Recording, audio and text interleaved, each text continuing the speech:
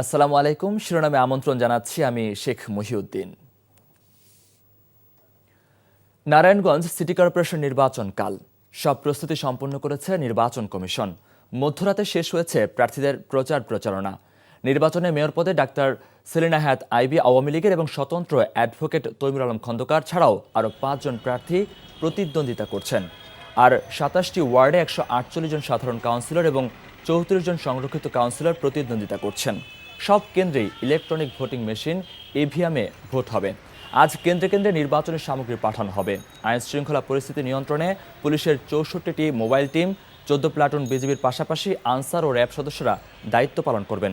এছাড়াও 27টি ওয়ার্ডে 27 জন নির্বাহী ম্যাজিস্ট্রেট ভ্রাম্যমাণ আদালত পরিচালনা করবেন। নারায়ণগঞ্জ সিটি কর্পোরেশনের জন্য এটি তৃতীয় নির্বাচন।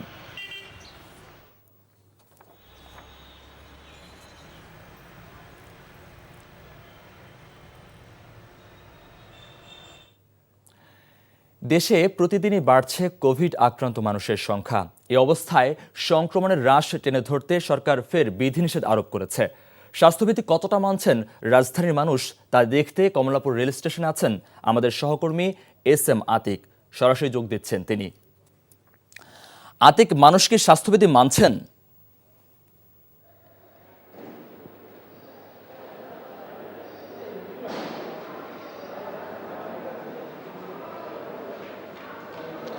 মহিউদ্দিন, আসলে স্বাস্থ্যবিধি মানার প্রবণতা একটা মিশ্র অবস্থা আমি দেখতে পাচ্ছি। অনেকেই আছেন মাস্ক পরছেন, মোটামুটি সচেতন থাকার চেষ্টা করছেন, এবং অনেকে আসলে মাস্ক পরছেন না। আবার অনেকে মাস্ক পরছেন কিন্তু সেটি মুখের নিচে থুতনির উপরে ঝুলিয়ে রাখছেন, এরকম প্রবণতাও দেখতে পাচ্ছি। এবং আমরা এমনও অনেককে দেখেছি যে ক্যামেরা দেখে আবার মাস্ক ঠিক করছেন, এমন মানুষের সংখ্যাও বেশ পেয়েছি। তো সব কিছু মিলিয়ে আমি বলবো যে সচেতন মানুষ যেমন আছেন এবং মানুষের মধ্যে অসচেতনতা কিন্তু কম নেই।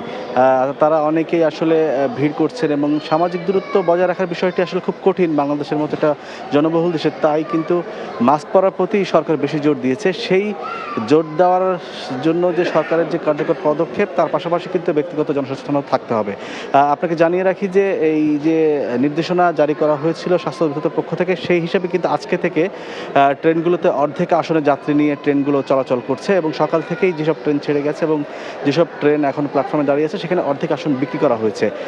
তো অর্ধেক আসন বিক্রি করার পরে আবার সেখানে প্রয়োজনের তাগিদে ট্রেনে কেউ উঠে যান কিনা সেই বিষয়টি আসলে মনিটর করা হচ্ছে কিনা সে ব্যাপারে আমরা কমলাপুর রেল স্টেশনের ম্যানেজারের সাথে কথা বলবো। এখন আসলে একটু যেহেতু আজকে ছুটির দিন এবং শীতের সকাল, সেহেতু সেইভাবে কোনো জনসমাগম বা কোনো ব্যত্যয় আমরা আপাতত কমলাপুর স্টেশনে দেখিনি। তবে বেলা বাড়ার সাথে সাথে বা আগামীকাল কর্মদিবস, সেখানে হয়তো যাত্রীর চাপ বাড়বে, তখন কি পরিস্থিতি হবে সে সম্পর্কে প্রস্তুতি নিয়ে আমরা অবশ্যই কর্তৃপক্ষের সাথে কথা বলবো। আর সব কিছু মিলিয়ে আসলে ব্যক্তিগত সতর্কতা বা ব্যক্তিগত সচেতনতা এখানে বেশি জরুরি, যেটা কিন্তু আমি অনেকের মধ্যেই দেখতে পাচ্ছি এবং অনেকের মধ্যে এটার অভাবও দেখতে পাচ্ছি।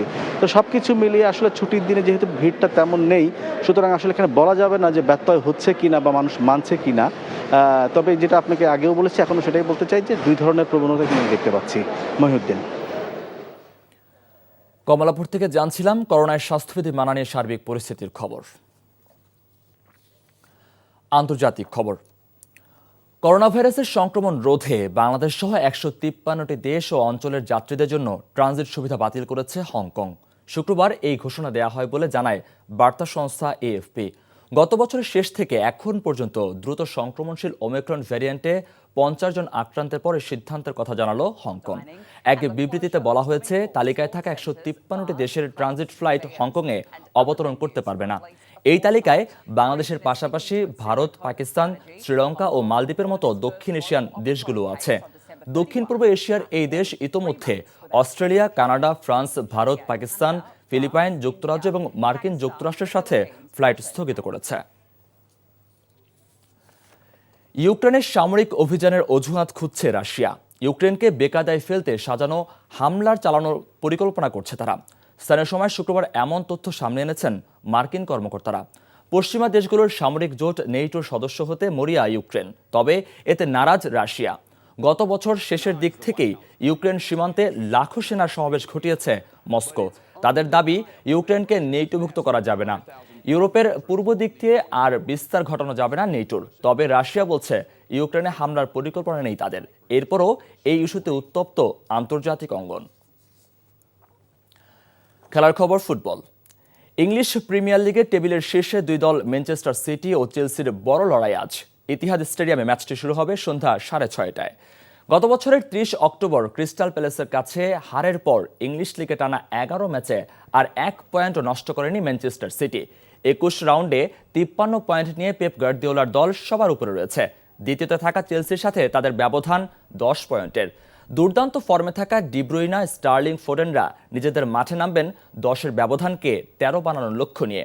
এদিকে চেলসির মিশন ইতিহাদে প্রতিশোধ নেয়া। গত সেপ্টেম্বরে স্ট্যামফোর্ড ব্রিজে প্রথম লেগে সিটির কাছে 1-0 গোলে হেরেছিল অল ব্লুজরা।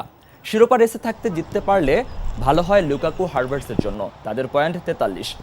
এক ম্যাচ কম খেলে লিভারপুল 42 পয়েন্ট নিয়ে পেছনেই রয়েছে। মেসি নেইমারকে ছাড়াই লিগ ওয়ানে আরও এক ম্যাচ খেলতে যাচ্ছে পিএসজি। রাত 2টায় আজ ব্রেস্টের মুখোমুখি হবে তারা।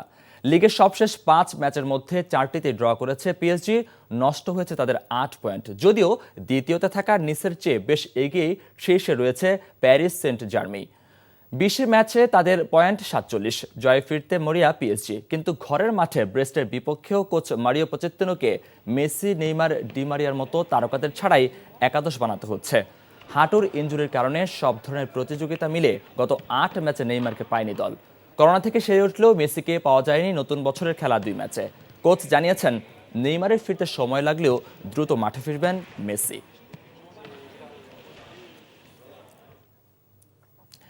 ক্রিকেট। অস্ট্রেলিয়া ইংল্যান্ডের মধ্যকার হোবার্ট টেস্টের দ্বিতীয় দিনের খেলা শুরু হয়েছে। অ্যাশেজের সিরিজের দ্বিতীয় দিবারাত্রির এই টেস্টে প্রথম ইনিংসে ব্যাট করছে অস্ট্রেলিয়া। দলে ফিরেই ট্রেভিস হেডের সেঞ্চুরিতে 6 উইকেটে 241 রান নিয়ে প্রথম দিন শেষ করেছে অজিরা। তাকে সেদিন 74 রানের ইনিংস খেলে দারুণ সঙ্গ দিয়েছিলেন ক্যামেরুন গ্রিন। দ্বিতীয় দিনের চতুর্থ ওভারের মধ্যেই মিচেল স্টার্ককে আউট করেন মার্ক উড। এই মুহূর্তে উইকেট রয়েছে অ্যালেক্স ক্যারি ও অধিনায়ক প্যাট কামিন্স। স্বাগতিকদের লক্ষ্য প্রথম ইনিংসের স্কোরটা 300-তে নেওয়া যায় কিনা। এটি সিরিজের শেষ টেস্ট। গত 4 টেস্টের মধ্যে প্রথম 3 টেস্ট জিতে সিরিজ নিশ্চিত করে ফেলেছিল অস্ট্রেলিয়া। চতুর্থ টেস্ট ড্র হয়েছিল।